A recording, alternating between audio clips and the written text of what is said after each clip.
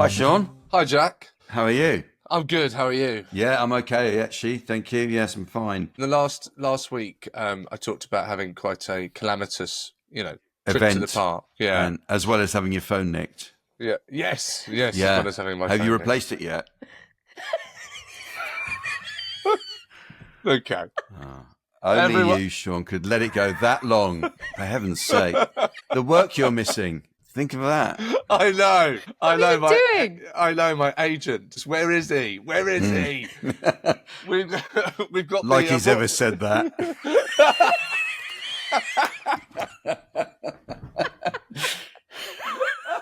Oh, not him again. Can't he take a hint? That's more like it. But I had a nice little moment this morning. I was in bed and Mildred was in the room. The child gate wasn't locked, but it was closed, so Mildred couldn't get out. And Grace put breakfast in Mildred's bowl, and then Wylda, my daughter of 2 years, then runs up to the gate and says, "Mildred, come and get your breakfast, Mildred," and opens the gate. Oh, that's adorable. I know. It's so sweet, so lovely. And it's really lovely. It just reminded sometimes of what a wonderful addition a dog is to a family. That the makeup of children and a dog. It's really special. And Wilder's always cuddling Mildred and giving Mildred kisses. Sometimes Wylda, she's very young, so Wylda might sometimes, not anything to worry about, but if Mildred, I don't know, sits in Wylda's spot, then Wylda might go to kind of pat Mildred away, and we have to teach Wylda that no, Mildred is your best friend. Mildred's your best friend. We don't do that. Everything's gentle with Mildred. You have to be gentle with Mildred. And now Wylda will say, "Sorry, Mildred," and then kiss Mildred on the head. Oh, and it's all very sweet. It's an invaluable education for a child to grow up with a dog like that. It's lovely, really nice, really nice. It's been really nice to witness. Yeah, I've always. Is that Juniper? Is she? Sorry. No, she's okay. Is she upset about the door? Is she again? She's convinced there's somebody on the other side, so I would have to go and open the door and show her there's no one there. Otherwise, it will continue. Yeah. No. She wasn't doing that when you hadn't pressed record. She was in the garden then. Yes. Yeah. I thought she was just trying to get in on the episode. If there are any dogs listening, if they were playing this out in the car and then dogs are going, "Oh, it's Juniper. She's fantastic. I wish those humans would shut up." I imagine there could be people listening to this with their dogs, and so Juniper has some content for the dogs that are listening. There you go. Exactly. Yeah, they'll be in the back of the car. Oh, yeah, it's Juniper. She's great. She's really good. She's got this podcast. To be honest, I wish the humans would shut up sometimes because she's so interesting. She goes on about life in Bedford. It doesn't sound great actually, but she's very brave about it. It's quite a hard hitting. It's quite a hard listen actually. Sometimes it can be very tough. It's really interesting, like how they deal with the behaviour of their humans. Sometimes the humans can get out of hand, and how the dogs deal with that. Yeah, what they've been up to, and Mildred's a good one as well. No, we like hearing from Mildred. I actually I did a thing yesterday which I've never done before, which I evangelized for the podcast because I was in Barnes and met a couple. I was outside the supermarket with Jane had gone in, and I was holding Dolly, and a couple came along, a young couple who had a little chihuahua, a long coat chihuahua, looked very, very like Dolly. It's actually a boy dog called Barker. And we were talking for about 10, 20 minutes. It was really nice. And it was so interesting that all of Dolly's peculiarities, like not having to be carried out of the house and trying to walk home as soon as you put her on the ground. This little dog is only 3 years old, Barker. He was doing exactly the same things. Oh. So it feels like it might be, Barker was also a rescue, so it could be something to do with that. But he was a lovely little dog. And anyway, I couldn't resist but say, if you want to keep up with what Dolly's doing, you can listen to Oh My Dog. And they were very pleased to hear it, but I've never sort of done that before. I've never said, I've got a podcast. I've never done that before. Oh, that's great. Yes, thank you. It's only taken you 2 years to recommend it to someone. Thanks, Jack. It's got over the embarrassment now. No, yeah. Oh, that's fantastic. Well, hopefully they're listening. Hello, Barker. Yeah. Barker's listening and going, oh, yeah, June. Oh, Dolly. Yeah, nice to hear. Nice to catch up with Dolly. Yeah. Maybe our listeners, actually, it'd be interesting if our listeners could get in touch if anyone is the owner of a Chihuahua and just let us know if they are similar to Dolly. I'd like to know. It really would be interesting. Sometimes you do see Chihuahuas just, trotting along very happily on a lead with their owner, and they don't seem to have any issues about trying to get home. So I don't know quite what it is. But like you say, maybe there's that aspect of it being a rescue. Hopefully, our listeners might be able to help and get in touch, and we can try and kind of work out what that may be. Yeah. I mean, in Dolly's case, I think I've said this before. I mean, we call her a rescue, but she was orphaned. And I think she was always a cherished little dog. I don't think she was, because she loves people. She's friendly with everyone. She's a bit more sort of nervous about dogs sometimes. So rescue is perhaps not the right way. We've always said, she was an orphan dog that we got to. But she did end up in this hostel with all these other dogs in the same room, all these other Chihuahuas. And I think that slightly kind of upset her long term. Yes. About being caught, with dogs. But when we went to collect her, it's as if she knew it was us who'd come to get her and not any of the other dogs. I sat on the sofa in this house and she just jumped on my lap and that was it. So, all right, can we go now? Can we go? I love that. Yeah. There's no ceremony. She didn't look back once at any of the others. It was like, yeah, so long, losers. I'm out of here. That's fantastic. We've never heard that before. That's lovely. Yeah, no, it's a great day. I've got a photo of her when we picked her up. Actually, have you? Yeah. Oh, if you know where it is, please. I should share that with you. Yeah, I will try and do that. Jane said I've never looked happier in a photo. Oh. In my life. So I don't know what that says about me, generally, but And how's Juniper, Sarah? She's good. I'm hoping she's chilling out a little bit now. Door. Yeah. We just had my son's 10th birthday and of course. we got him a badminton set. And so we're all playing in the garden. And it was really fun because Juniper was sort of sitting by the side. She was like a ball girl waiting. And you had to be really quick to get the shuttlecock off the ground. In fact, I've got one that she managed to get hold of, which she had a bit of a chew on. Yeah. But that was really making my son laugh because it was an added element to the game. Like, quick, get it before Juniper, because she was going for it.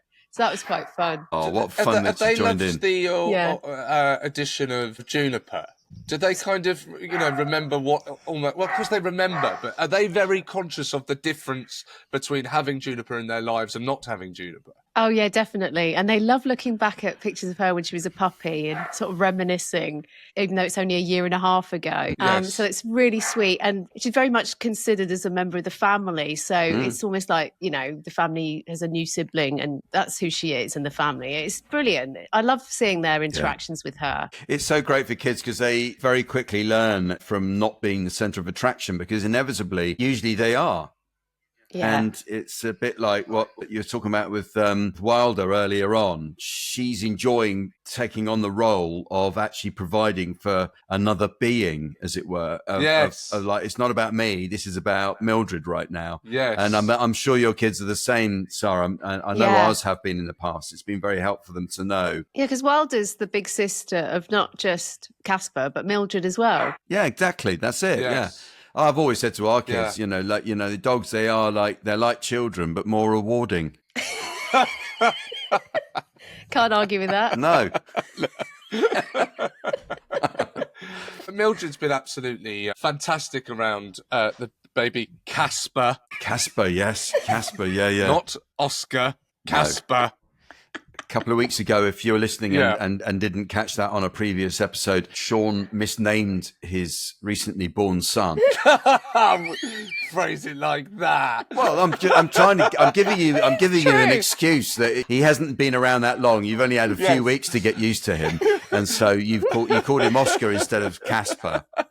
Heavily sleep deprived. I'm heavily sleep deprived. Yes, There thank you you very go. much. Exactly. But no, Mildred's been absolutely fantastic around Casper, as she was with Wylda. Yeah. Really, it's been wonderful. And actually, it's really the other way round. And it's like I say, it's actually about minding Wylda's behaviour around Mildred, and I'm sure it will be the same with Casper. And that actually, I would like to know from our listeners. Please get in touch, or whether you email us or leave a voice note. I'd really love to know how your dogs have reacted to new children in the family, and whether that's been smooth or whether you've had any bumps that you've had to get over. We'd love to hear that, because I think that's a really interesting part of it, because I'm very lucky that Mildred's been so fantastic with the kids. But of course, that's not always going to be the case. So I'd quite like to hear it, if it, what the difficulties can be there. Absolutely. I hope we don't get any sad stories about that being not Yeah, a I mean, success. keep it light. Yeah. Yeah. But we don't really want to know, basically, if you're listening. We just want nice stories about your dog. Yeah. Okay. Yes. Happy endings only. Yes. Yes, that's it. That's it. Yeah. Happy endings only. Precisely. Well, I think we can cope with anything, actually, if you want to send it in. Speaking of sending stuff in, Iona is our friend who does amazing paintings of dogs and has done one of Dolly, I know. And have you got one done of...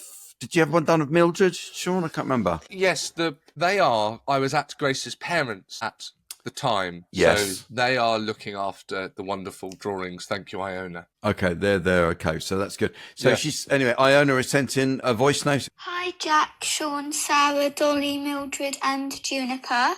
It's Iona again. I just wanted to say I am so glad that you liked the paintings and drawing I did, and thank you so much for posting about them on your Instagram and mentioning them on the podcast. Seann talking about calling Mildred the Mornors reminded me I've got a list of nicknames I've called my cat Rio. So this is the nicknames, things I've called him, in order of how ridiculous they are.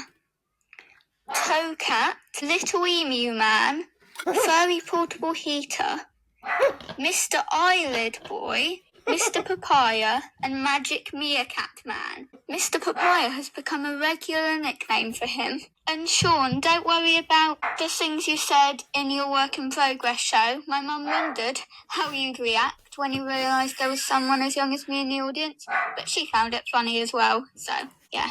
All of you keep doing the great work again. Bye! Well, there you go. That was Iona. I didn't understand the last bit. Was it her So she mum came to your show. Yes, Iona came to a work in progress show in Nottingham, I think. And so that's why I got the drawings at the end of the show. And I think I said to you on here that I was a bit paranoid about some of the, it's a work in progress show. Mm-hmm. Some of these things won't make it to the final product. But yes, no, it was wonderful. It's always wonderful to meet Oh My Dog listeners. Such a lovely voice note, Iona. Thank you. And you're absolutely right. The bonkers nicknames we come up with for our dogs. Even though it was about a cat, we didn't mind on this occasion. Yes. I think that's we let you sneak that one in, Iona. Absolutely. You're a friend of the podcast. How are we getting on with nicknames at home with Juniper, Sarah? Well, Juniper's long gone. She's called Boona. But quite often it's said in quite a weird way. Boona. It's like that. Okay. And now Boona Nation and just all these kind of weird Boona Nation.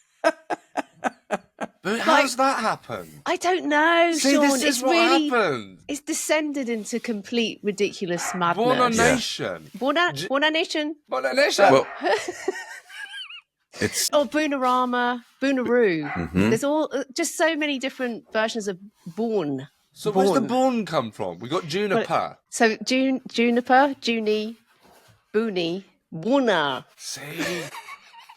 strange. This is it. It's awful, isn't it? People But that it's you're- really embarrassing. Yeah, channeling different people here with your this kind of exorcism needed.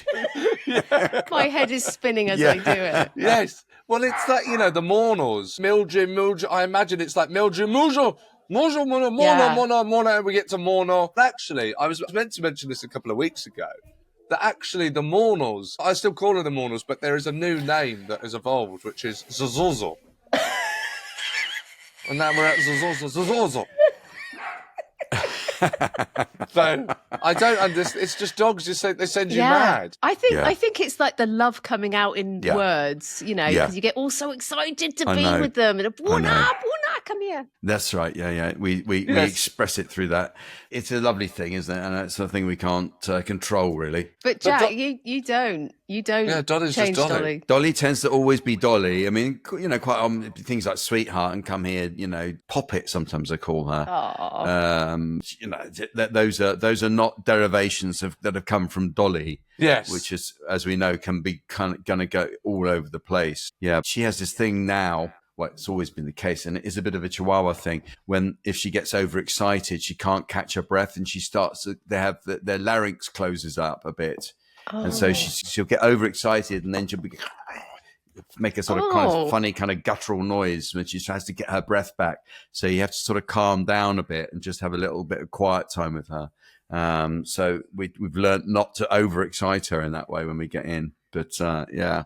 That's kind of what, even though it's not shaking, but it goes back to what Simon was saying in the last episode about just calming your dogs, as opposed to, that seems to be a real key thing with dogs, to try and not be excitable around them, because they really feed off that. Yeah, and don't wind them up too much. It's easy to do that. You can start, you know, at the wrong time of day, for instance, especially when I come in at night to get her. If I got her sort of overexcited, that would be a mistake. But she's, you know, she's great.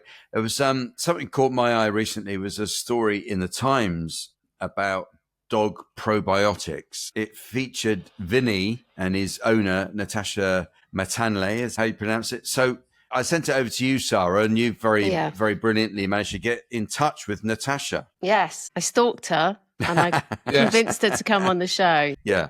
So that's great. So this week's guest is Natasha, and we'll be talking about dog probiotics. So if you've got a dog with a delicate tummy disposition, well, we'll find out all about it, I hope. Yes. What was it about, before we speak to Natasha, Jack, what was it particularly about the story that caught your eye, that made you want to send it in? Well, there was a dog in the story, so I thought... you know, I've got a podcast and we talk about dogs. I'll send it over to Sarah. Why do I bother?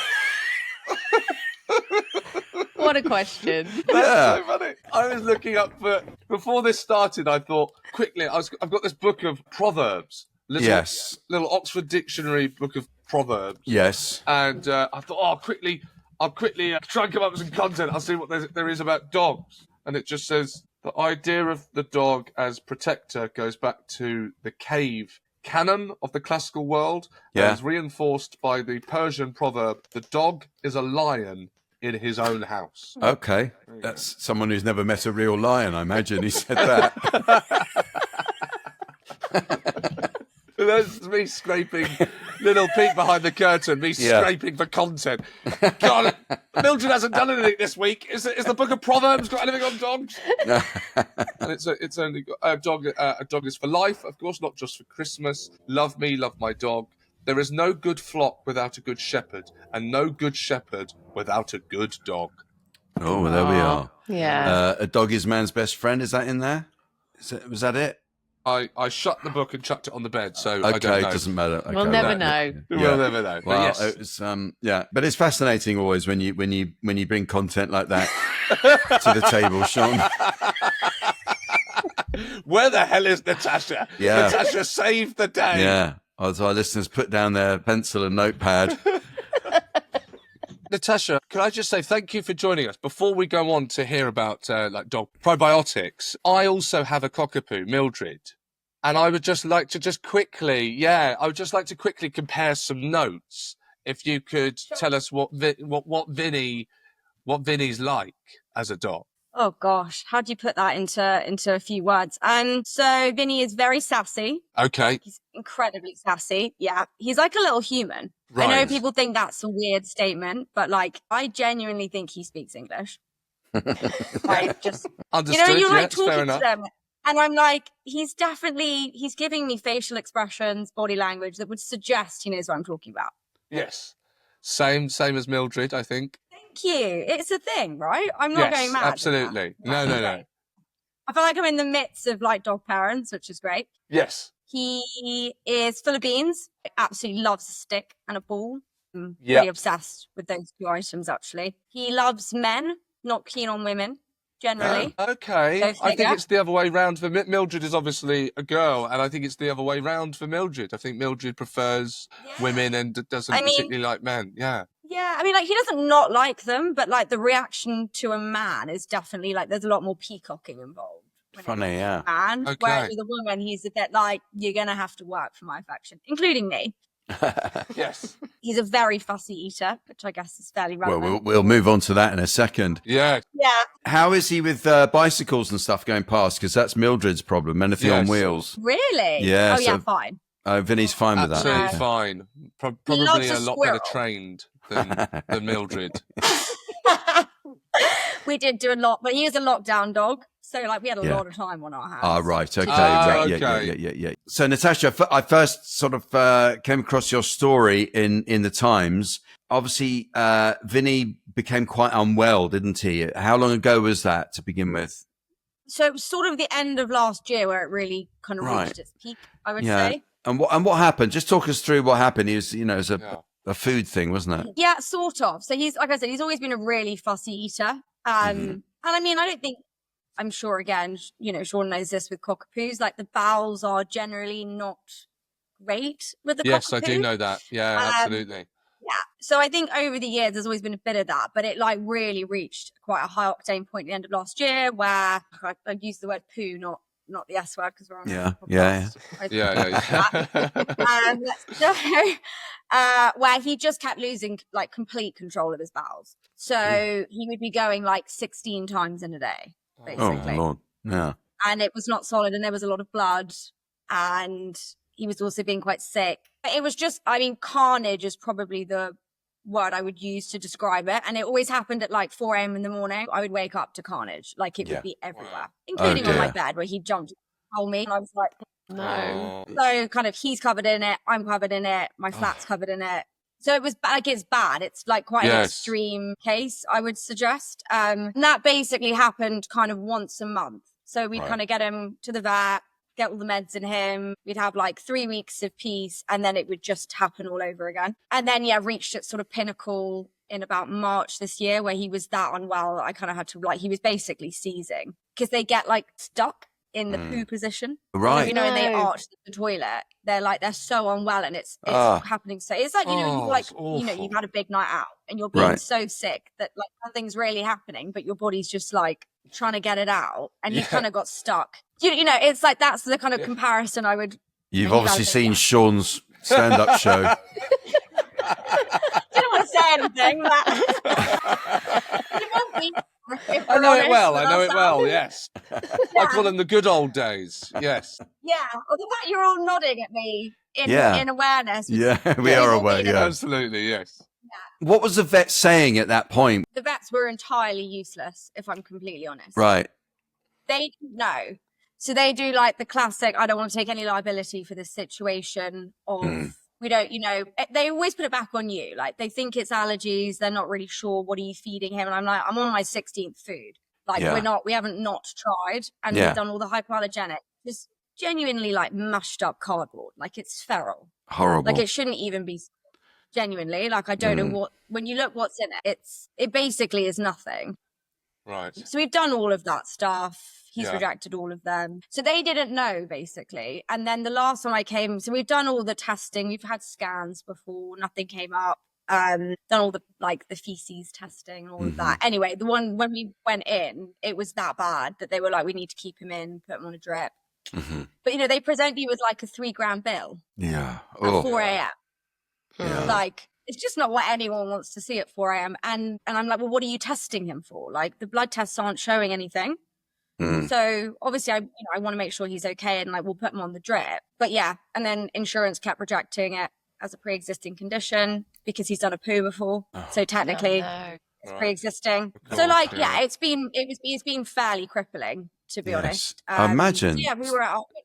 Yeah. Very stressful. So what was the breakthrough? What happened? Did someone advise you, or you researched and discovered for yourself? What happened then? So my brother's like a kind of mini celebrity, I guess. He's kind of making his way up in the world. He's got a suit company, so he works with a lot of influencers. And the dog he's called the Dog Nutritionist, who's kind of a dog influencer, so to speak. Right. With background in this stuff. Had gone to school with my brother. I'd worn one of his suits, and like it's all very intertwined. And he said, "Look, this guy's getting really good feedback. Why don't you try it?" And obviously, my first response was like, "Don't be ridiculous! Like, I'm not getting my dog a nutritionist. Like, surely that's just not even a thing."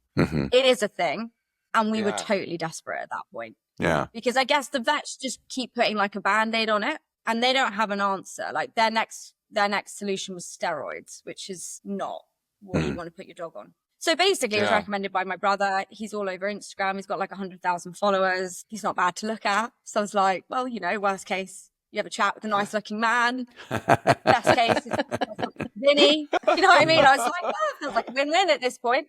Yeah, that's kind of what happened. And I had the call with him, and he just sort of broke it right down and explained why what was happening to Vinnie was happening, because he's then at that point being diagnosed with irritable bowel disease, IBD, and pancreatitis. So essentially, he explained that what normally happens is because when they're a puppy, they're probably not fed, you know, breeders in lockdown. I did loads of research on it, but they're feeding them like really crappy food, basically. And it means the puppies, and they're not feeding the mum very well either. They don't build up the enzymes to break down certain proteins. So that's what this all comes back to, is it's an inability to digest certain proteins. Yes. So you have to take it right back to square one and essentially trial. And then pancreatitis is like fat.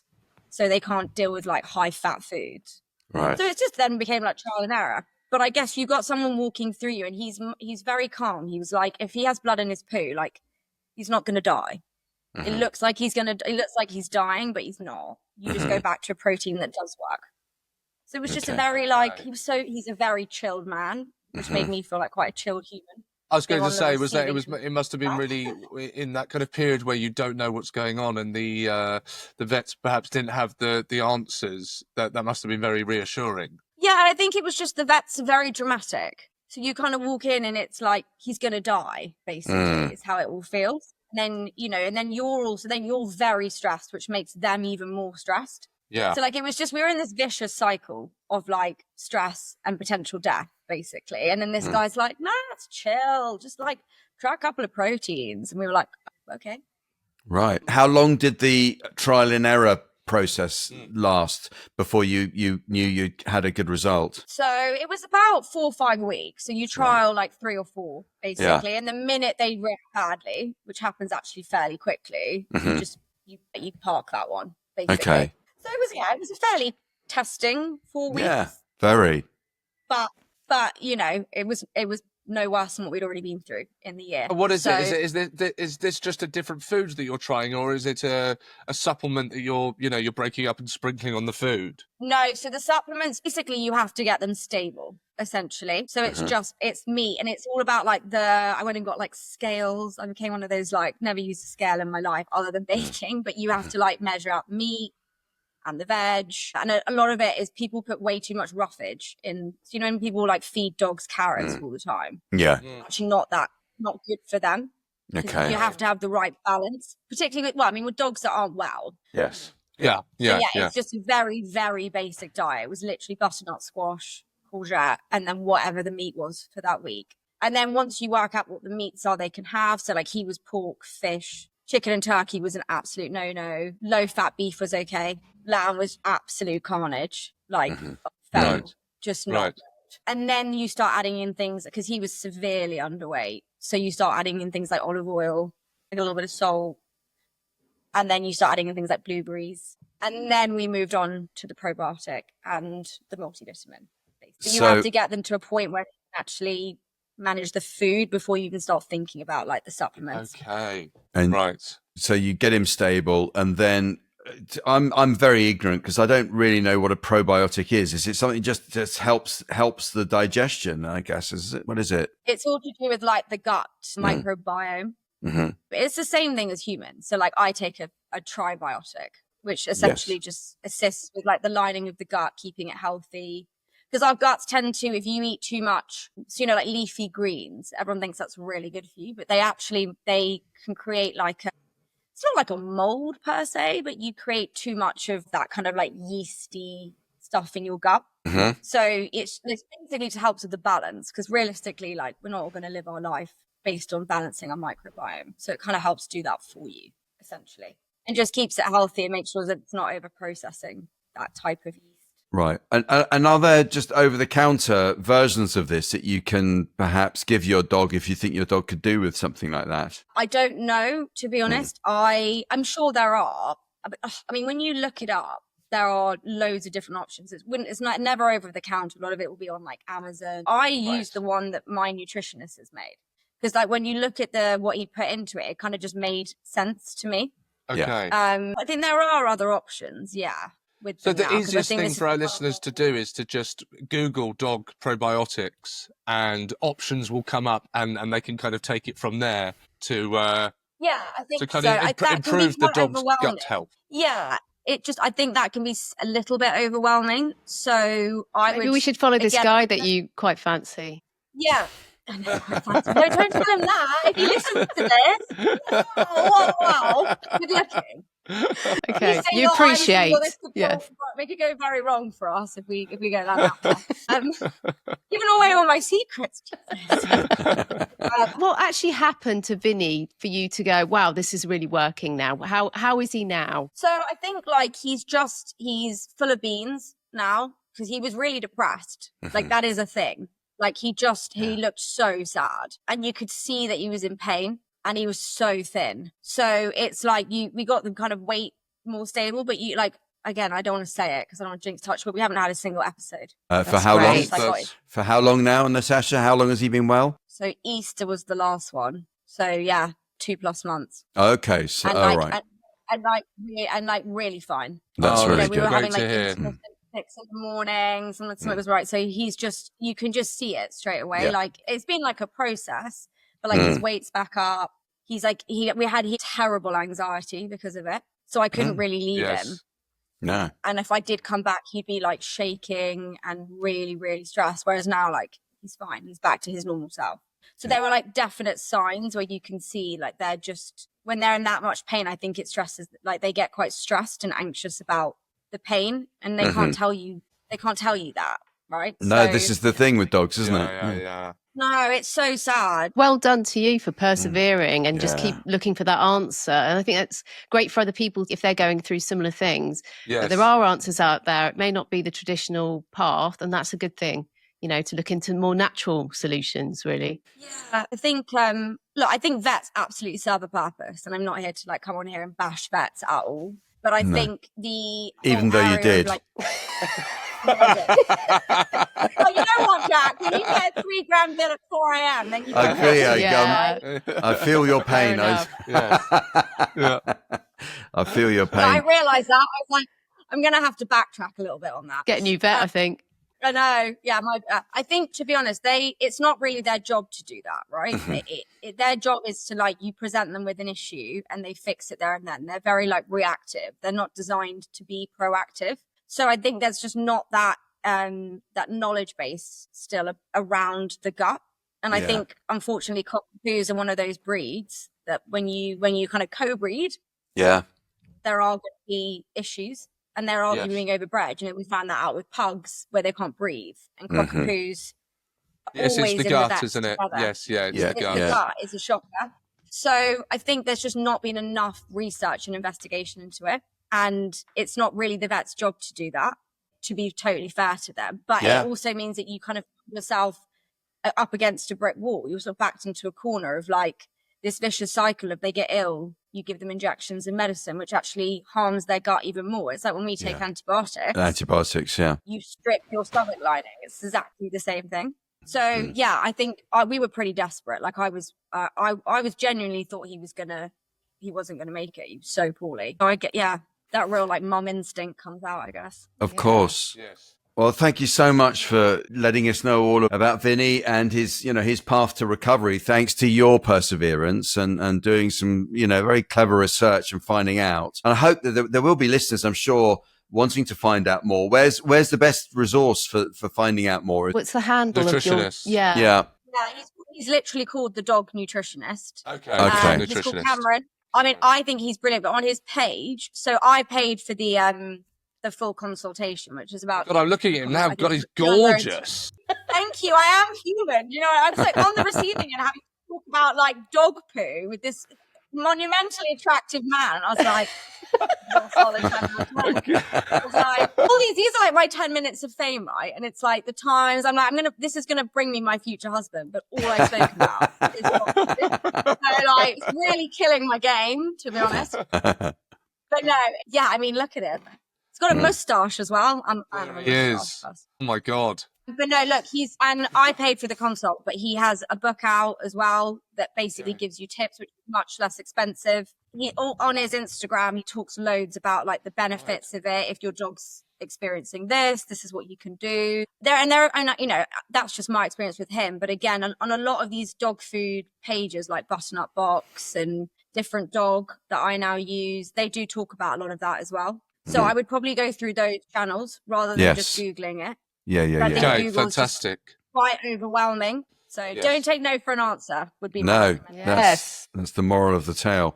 Thank you so much for joining us and letting us know about that. I think a lot of listeners will be very interested and find that very helpful, and I hope so.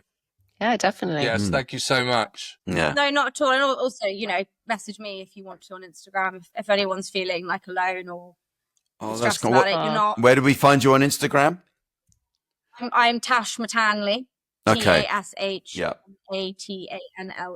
But yeah, please do just drop me a message because I do genuinely know how stressful and lonely it can feel.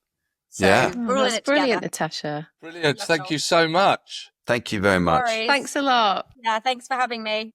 Bye. Absolute Bye. pleasure. Ta-da, bye. Great stuff. Okay, Yes, good. interesting. Good. Yeah, I suppose I should do the sort of due diligence and say, as Natasha did say as well, but you know, vets can be helpful as well as unhelpful. Yeah. And so my advice on that is kind of always involve your vet really anyway, because I think it's so good even just to get an informed second opinion or first opinion that way round. But especially with these newer breeds, not everyone is up to speed on every breed now. And it is very helpful to get these alternative treatments and find out about those. So it's clearly doing Vinnie a lot of good, and long may that remain the case. Here's a good thing about my vet. When Juniper was having a bit of tummy trouble, I took her in and they suggested a probiotic. It was in a tube.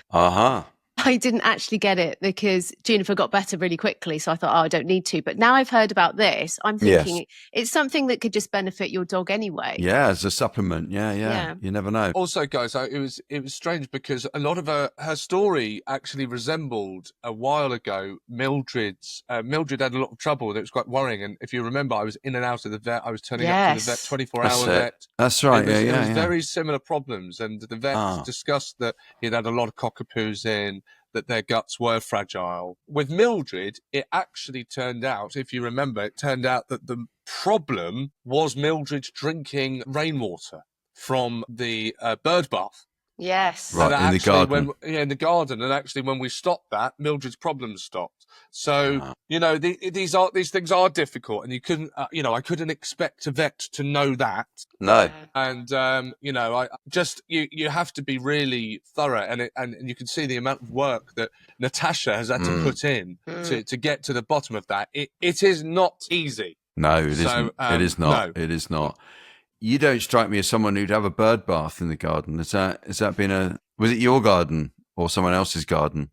It was if you remember, I bought a bird bath in my old place. In fact, we didn't bring the bird bath. That's such a shame. Why did we not bring the bird bath? It's probably just as well if it was making Mildred sick every time she drank out of it. No, we had to put a pizza box over it so she couldn't get to it. But that must have looked nice. Yeah, look.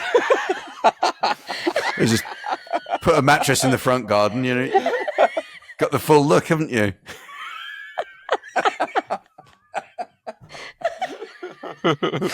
Yes, you're right. Maybe it's best we left it there. Probably knock some money off the property. Great. I'd love to listen to that conversation. Oh no, Mildred's drinking the water out the bird bath. What should we do? I know, I'll put a pizza box on it. Well, it worked. So there's stupid old me making fun of it. Yeah. Well, if all else fails, get a pizza box and stick it over, your water products in your garden. But anyway, there we go. Very interesting from very Natasha. interesting. Lovely of her to good stuff. come on and share. Thank you for listening, everyone. We hope you're enjoying taking a deep dive with us into our love of dogs. Yeah, and please go and subscribe to our YouTube channel, which is at OMDpod. And please do get in touch by emailing us at hello@omdpod.com. And find us on Instagram at OMDpod. You'll find loads of extra content and videos there.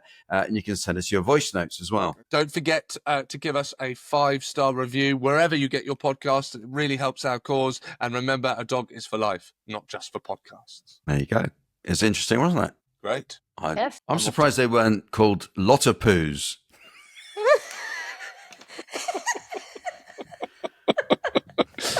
You've been saving that one. I didn't want to sort of throw that at Natasha, but it felt like, they're quite difficult when you get a breed that has an issue like that. Yes. It's Yes, you're absolutely right. Not an easy thing at all. But anyway, No. okay. I'm off to get a new phone. Yeah, you go and do that, and good luck with that. It should be all right. And don't wave it around when coming out of Westfield. Put it in one of those things lanyards that go around your neck. Yeah, That's probably not a bad idea. Yeah, that'll look cool. Yeah. Tugged up the street. Let go.